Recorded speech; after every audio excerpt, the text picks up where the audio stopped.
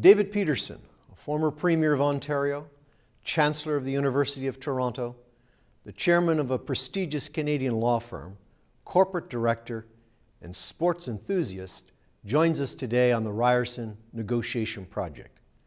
Peterson is no stranger to the negotiating process. As a public figure and a seasoned veteran of numerous negotiations, Peterson shares his views on some of the issues in the negotiating process, including preparation, planning, relationships, and how best to communicate. My name is David Dingwall, your host, and I welcome you to the Ryerson Negotiation Project. Toronto. Welcome, David. Delighted to be here, David. Thanks for having me. Advocacy is a skill, some would say it's even an art. In 1982, after some 40 years of Tory rule, you became, if I'm correct, the leader of the Liberal Party, and you inherited a party which many people would say was dysfunctional in a lot of different ways. You're being extremely charitable. I was thinking about this the other day. I ran after that prize. I'd run before and lost to Stuart Smith in 1977. But then Stuart stepped down, and I ran for this honor of leading the Liberal Party, and I worked hard at it. But it was the privilege of almost taking over a bankrupt company. Explain that. It was really, in Ontario, its strength was in the conservative part of Ontario. It was actually a more conservative party than were the Bill Davis Conservatives. It had not made many inroads in the city, but when you looked at it, it was, shall we say, bankrupt in terms of didn't have any modern policies, didn't have any money, didn't have huge strength of organization. Now, it didn't have candidates. It really didn't have anything. It just had hopes and dreams of a new leader that didn't know a heck of a lot. And when I took the leadership and won it in '82, even my mother didn't think we could form the government. So we set about, David, building the organization from the top to the bottom. And I remember I would travel the province. I mean, they say that being leader of the opposition is seeing the province from the back seat of a car. I mean, I've been in every little nook and cranny in this province, and this is a big place. And I'm not sure if people who watch public figures today fully understand the kind of work, preparation, and efforts that you had to put in to that rebuilding period. Donkey work. It was just work. And, you know, I'd go to a place where the Liberal Party hadn't been represented for 80 years, and I'd root out the logo organization. I'd make a speech, and 2 people would show up. But you had to give it, you know, your full energy. But I'd go back next year, and 4 people showed up. Now, in my opinion, that's 100% improvement. But it all depends on how you view it. But you've got to set the groundwork. I knew every little issue in the province, whether it was a garbage dump in some place or a school board issue in another place or an energy issue. You listen to people, you talk to the mayors, you talk to all the people involved in the issues, and you really build a lot of intellectual capital. I really considered, Dave, when I took that job, I had about 3 years to get myself ready intellectually, emotionally, spiritually, and physically for a campaign, which is the real run. It's the real horse race in politics. And even though I was not very well known when we started off, we built the strength and the team and the money and the policy to go in and fight. Now, we needed some luck. Would you attribute that understanding and that knowledge from the preparation and the hard work that you did for 3 years traveling in the province? I mean, you were in urban Toronto, you were in rural Toronto, Ontario, you were in the north, you were everywhere, you were listening. Would you attribute that understanding of this change that was taking place because of that? Yeah, I think that's a large part of it, and part of that hard work is listening very carefully. But also it's got to be in a little bit in your DNA. You've got to be tuned into that. It's somehow or other when your sensitivities match the emerging sensitivities of the population. I'm one of these guys, you know, I've seen enough about politics, David. I think that, you know, the leader that's right for one time isn't necessarily right for all time. There comes along when all these things come together. It's where, I guess to quote your premise, hard work meets opportunity. And you have to do that, but you have to have a little bit of luck too. Now, that obviously was a key point in order to get the accord. Tell me about your negotiating team. Did you share that with them, that, hey, I'm going to hide for a few days while you guys do the work that has to be done? I was very, very, very close contact with them, but I just went public. I didn't go public through the media. And this was a very deliberate strategy, watching every detail of every negotiation. I had full reports on every single meeting. At the end of the day, I had to make the decisions on the strategy. Now, in fact, we made them together. These are very, very intelligent people, and we'd fight and argue and decide on what we were going to do. But I guess the point I'm trying to make is there are times when you go public. There's times when you use the public airwaves to negotiate, and there's times you don't. And it requires a real sixth sense and a real sort of sense of the occasion to know how aggressive to be. You said that you understood what was transpiring in the province at the time. At any time did you think of concessions that you would have to make to the NDP? Obviously, there was some shared concerns. They would have other demands. You would have your own demands. But did you have a concession strategy that you were prepared to give and prepared to accept as you were going through the process with your negotiators? There were things that they came and asked for, and for example, I'm repeating myself, they wanted to, at one point, put forward the idea of a coalition. I said, absolutely not. I was not prepared to suggest, to share executive power. And that came off the table. So the answer is I had several bottom lines. That was one of them.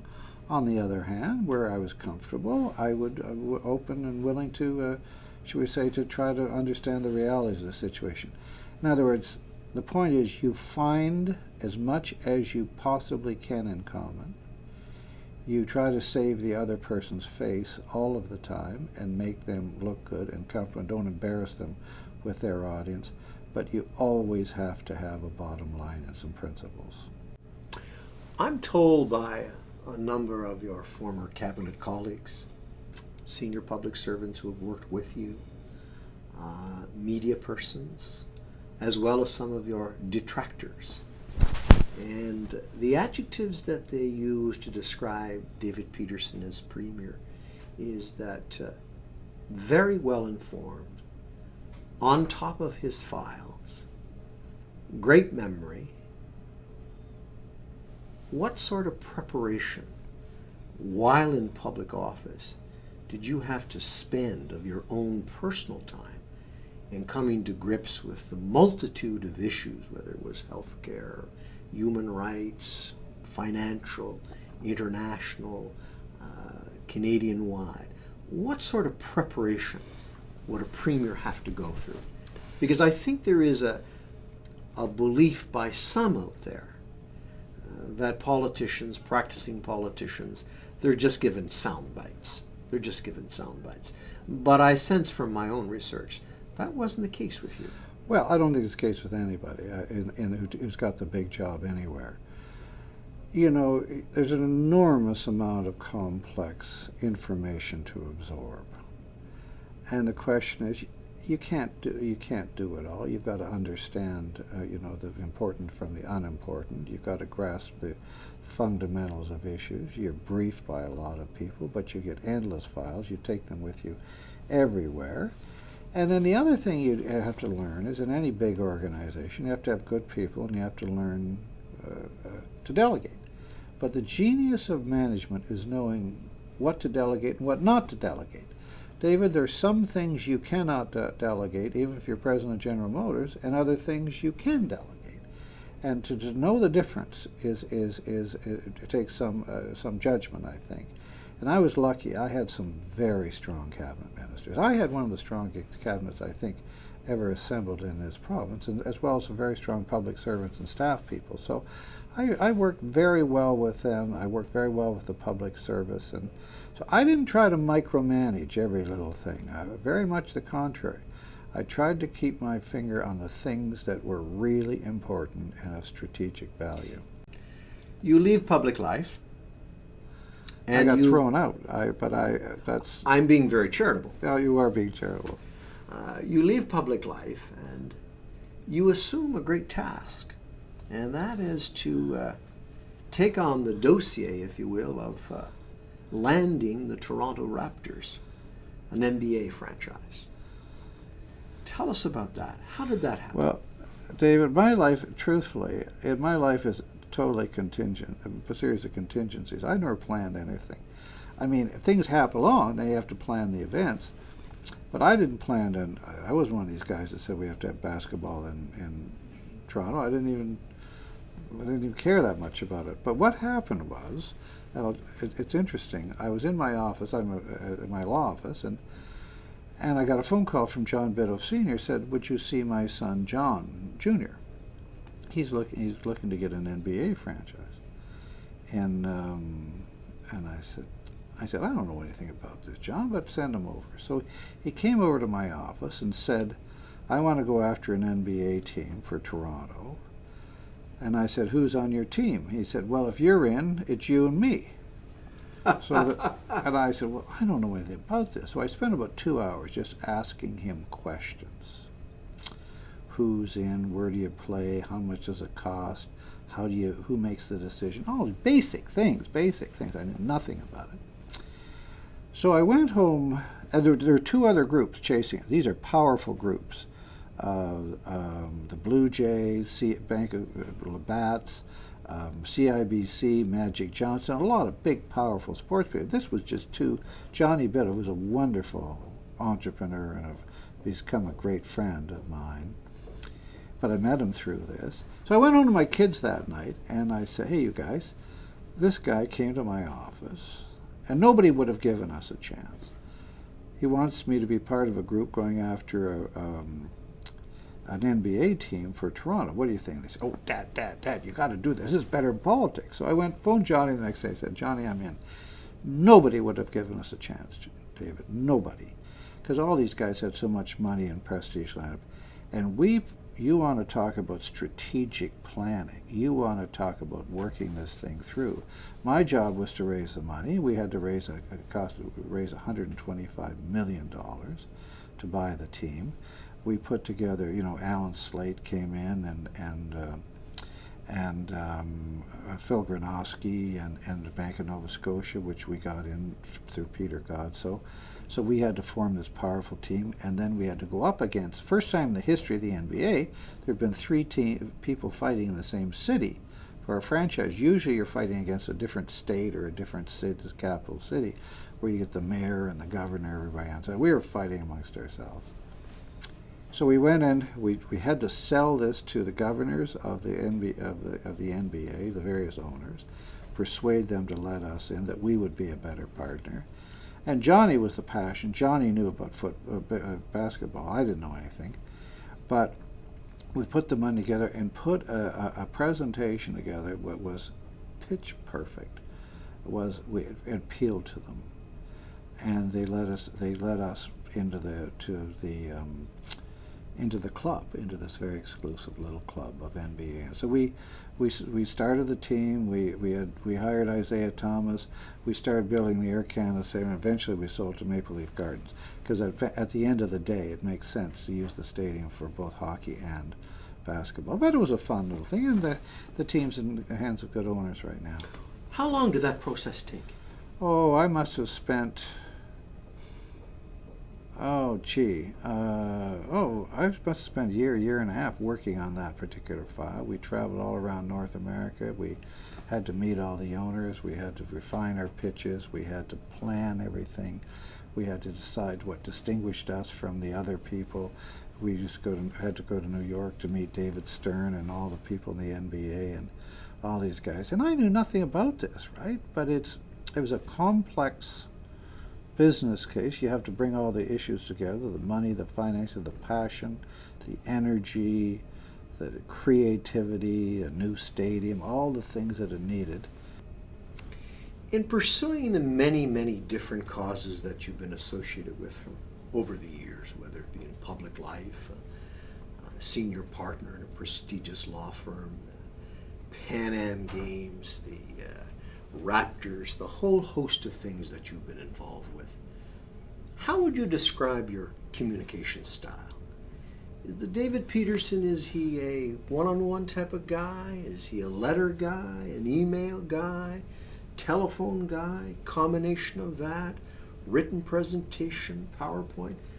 Where does David Peterson come out in terms of advocating for his causes? What has been effective for him over the years? I am a completely a verbal guy. I don't like communicating in serious ways by email. I have seen email, David, screw up more deals.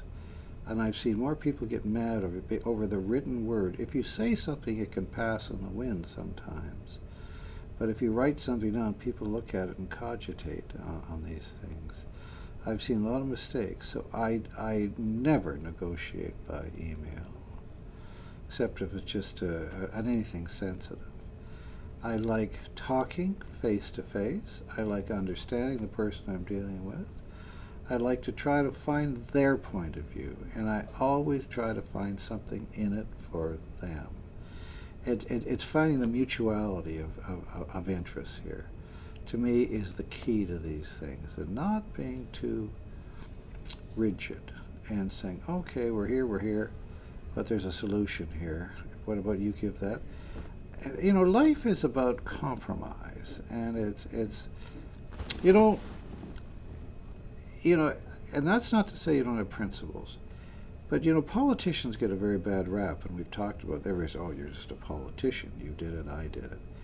But actually, everybody's a politician, because everybody I know practices politics, whether they do it with their husband, their wife, their girlfriend, their kids, their employees, their employer, their fellow students. What is it? Politics is just how we organize our lives, how we compromise, how we think about others, how we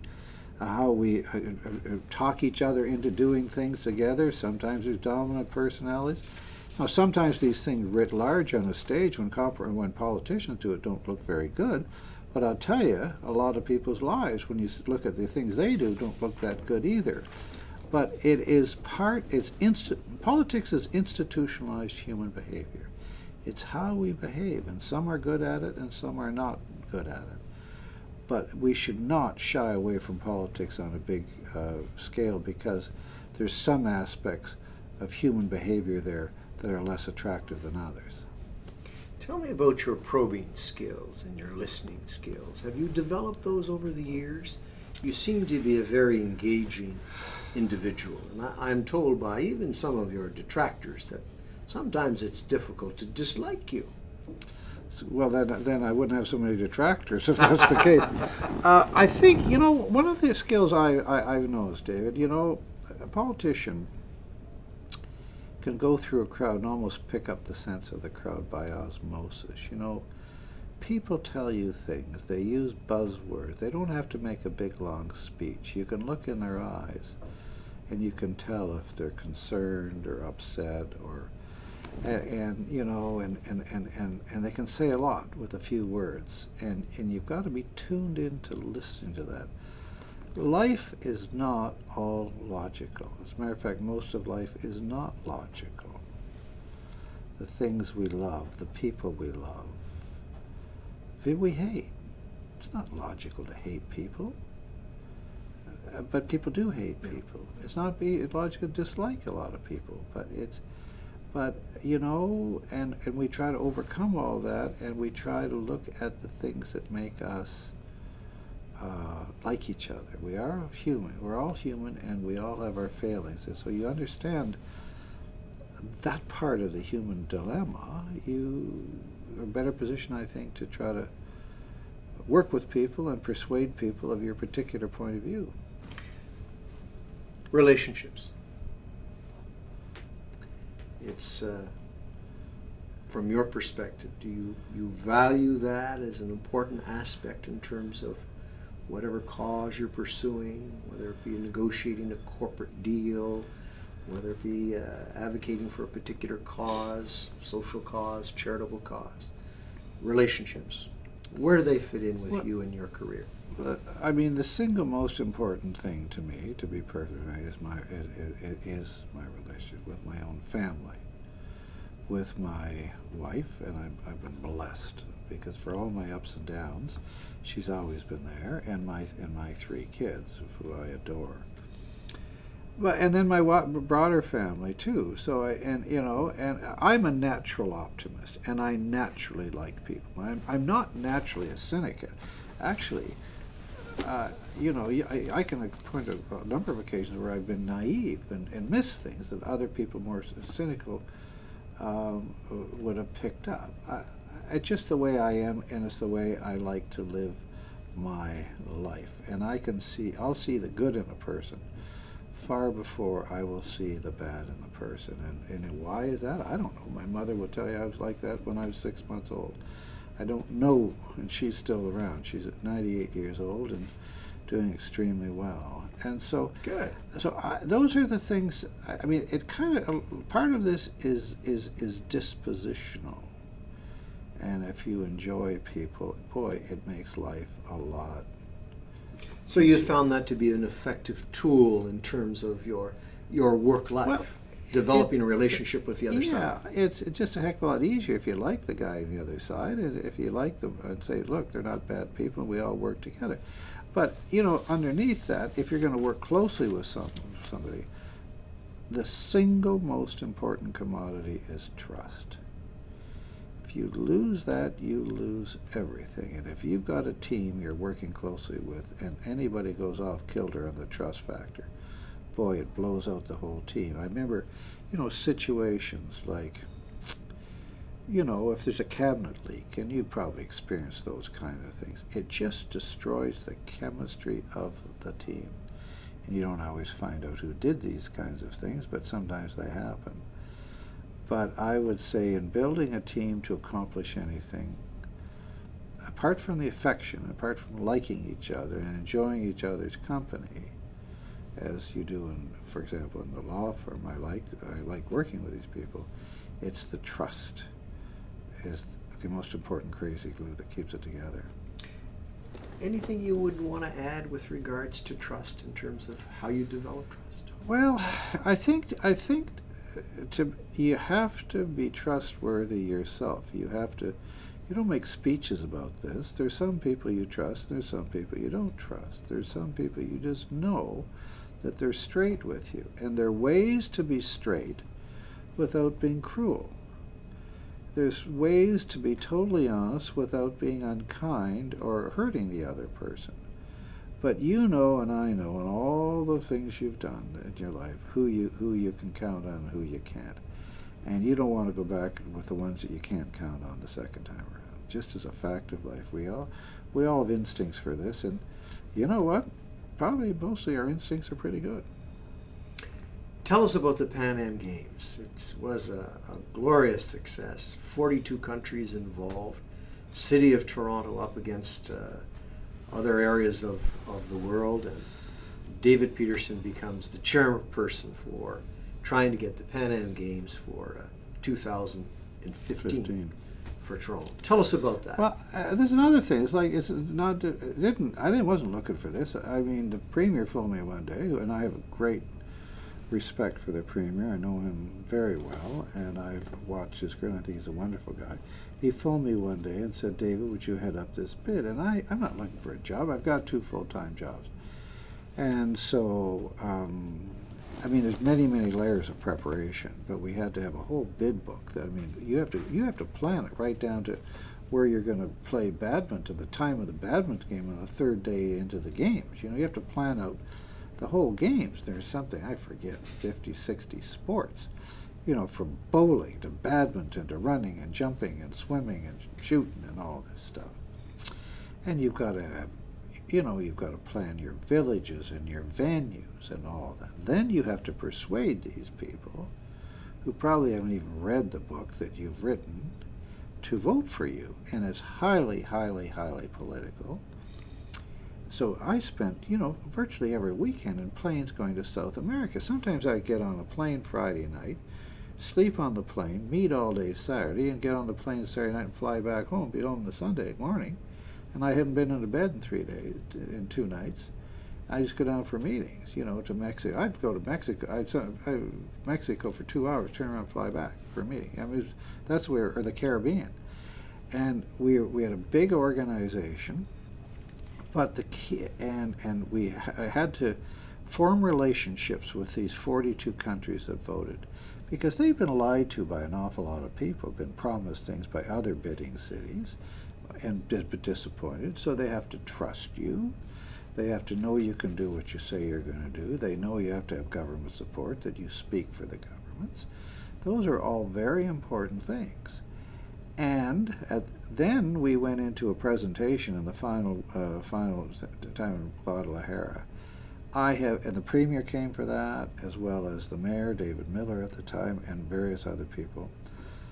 There's a case where I had a lot of people working on it, but at the end of the day, I approved of every single comma. And I can't tell you the agony of writing and rewriting and getting that thing perfect, and only I could judge that, because that was something I was not prepared to delegate to anybody else. I needed all their help, but to judge the tonality of that presentation. And if I may, there were some brilliant creative people like Barry Average and a lot of others. The mayor was great, the premier was great, a lot of athletes. But how it all put together, and it was just, it was a brilliant, brilliant piece of work, and everybody said that it was of Olympic caliber. So, you know, you work at those things. You don't work till you're tired. You work till you get it perfect. There's a difference. But was it the presentation, or was it a combination of the relationships that you had made with those 42 countries well in advance of the presentation that gave it more authenticity and more acceptability? I operated on the premise we had to have that thing won before we walked into the final meeting. But a lot of these guys lied to me. They said they're going to vote for us, and they didn't, because we didn't get as many votes as people told me they would, and I knew them all. So they're telling everybody else. So this is politics. I mean, they think politicians lie. Sometimes the voters lie, right? I had to make them proud to support us, the ones I knew for sure were supporting us. And I had to give them something. If I would have liked to think we could have won even if we'd had a lousy presentation, but I wanted to be, in a sense, the icing on the cake. But you had to do everything perfectly. We had them visiting here. We had an evaluation commission coming up here. 6 members of the Pan Am committee came here, and they were here for about 4 days. We put on a presentation that we had them moving around the city like never been done before in the Pan Ams, and all the facilities, and moving around with buses. We had 500 people involved in this, traveling by boats, trains, planes, you know, helicopters, looking everywhere from St. Catharines for the rowing to the various facilities in Hamilton and Toronto and the Village. And not one thing can go wrong in terms of timing. And you get used to that when you're involved in a political campaign, because you're running on the leader's campaign. Man, it's got to be perfect. So I had a bunch of people from all parties involved in planning this who had run leaders' campaigns for the Conservatives and the Liberals and the NDPs that really knew the necessity to get everything perfect, and if you make a mistake, to adapt along the way. So it was just endless planning and an insistence on perfection, no compromises. And we had to do that all along the way. More was expected out of Toronto. We're not a third world country. We're a first world country, and much higher standards were expected from us in Lima, Peru, or from Bogota, Colombia. Tell me, just changing subjects for a moment, What advice would you offer to a young person, middle-aged person, who in a negotiation process or advocating for a particular cause, charitable or financial, whatever, when they come across an impasse or a deadlock? Have you had any examples where you've had to confront and you just found, well, look, we've got an impasse here, or it's a deadlock, there's not going to be a deal here? Sometimes those things happen, and it does happen. Sometimes you're just nothing you can do. But mostly, there's a solution. My observations of the very successful, I've been privileged to deal with a lot of very successful people. Ted Rogers, perfect example. I'm sitting on the board of Rogers Media and Rogers Communications. Ted, now he was brilliant. He was totally well prepared. He knew everything there was about everything, but his single biggest quality was absolutely unrelentingly persistent. He never, ever, ever gave up. Now, he had his failures, and he had some deals go awry. One deal he wrote off $600 million. That would, most people would say, boy, that's quite a bit of money. And you go back and never give up. And there's something about David, my observation for successful people, about never, ever, ever giving up. That doesn't mean be aggressive and ugly all the time. What it means is being persistent and unrelenting in the pursuit of what you want. And I'll tell you, a lot of times the guy that wins is the last guy standing because he wants it more than the other person. You're a senior guy in many, many respects in terms of law, business, the charitable world. Age. And even age. From your perspective, what characteristics do you think you could ascribe to a good negotiator? Because you've had teams under you, you've been a team member. What would you say some of those characteristics are? I mean, you talked about passion, you talked about persistence, you talked about preparation, you talked about relationships, you talked about values, you talked about concession strategies, probing skills. You talked about a lot of important things in terms of the negotiation process. But to conclude our session here today, which I'm very thankful for, what would you deem are some of the more important characteristics for a good negotiator? All of those things you said are part of it, because you can say that everything in life is a negotiation, you know, in some way or other. You know, we're negotiating all the time, whether it's big or small. It's not just the formal negotiations. I would say, keep your humanity and keep your values.